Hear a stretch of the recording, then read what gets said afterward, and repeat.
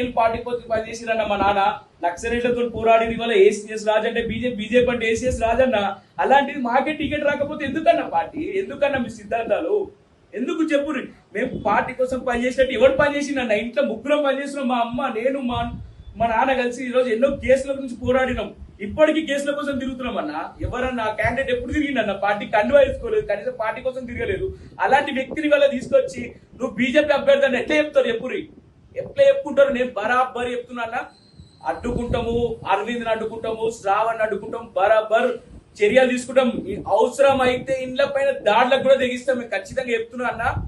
అసలు సమస్యలే ఎప్పుడన్నా భవిష్యత్తు ఎప్పుడు ఎన్ని పార్టీలు మారిందన్నా? ఆమె ఫస్ట్ కాంగ్రెస్ వాళ్ళు, తర్వాత టీడీపీ, తర్వాత టిఆర్ఎస్, తర్వాత బీజేపీ. ఎప్పుడన్నా భర్త ఆడు గోగ ప్రవీణ్ గాడు ఎప్పుడన్నా బీజేపీ బొమ్మ పెట్టుకొని బయటకు వచ్చిండ? వాడు కండు వేసుకొని బయట తిరిగిండ? వాడు గో ప్రవీణ్ గాడు వాడెవరన్నా శాసించడానికి? జగిత్యాల రాజకీయాల్లో బీజేపీ రాజకీయాల్లో వాడెవడు శాసించడానికి? వాడెవడు?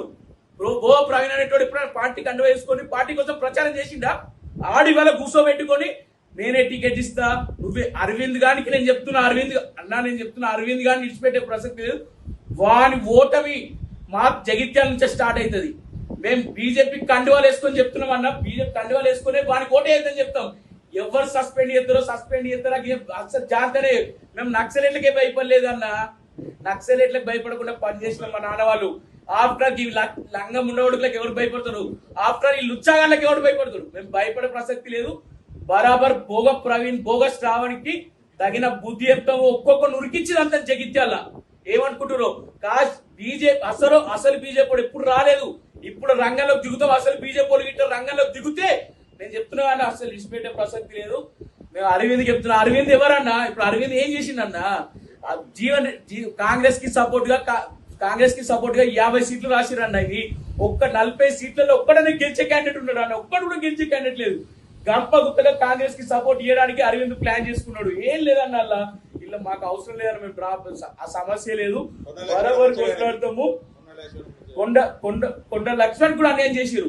ఆయన ఏదో పాపం జగిత్యాలు వచ్చి నేనేదో పనిచేస్తా కార్యకర్తలకి అని చెప్పి ఆయన ఏదో నమ్మకంతో వస్తే ఆయనకు తెలియకుండా ఆయన బీఫామ్లు ఆయన క్యాండిడేట్ రెడీ చేసుకుంటే ఆ క్యాండిడేట్ లేకుండా బోస్ రాని పైసలకు టికెట్లు అమ్ముకున్నది. ఒక్కొక్కళ్ళ దగ్గర 5 లక్షలకు అమ్ముకున్నారన్న. నాగా సాక్ష్యాలు ఉన్నాయి. బరాబర్ నేను కొట్లాడతా.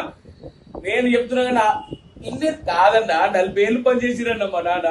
40 ఏళ్ళు పనిచేసిరు. 40 ఏళ్ళు పార్టీ కోసం కొట్లాడి చావు బతుకులలో ఉండే ఏబీపీ నుంచి బీజేపీ జిల్లా రాష్ట్ర ఉత్తర పనిచేసిరన్న. ఇట్లాంటి వాళ్ళు ఇవాళ అన్యాయం జరిగితే ఎందుకుంటాం అన్న మేము?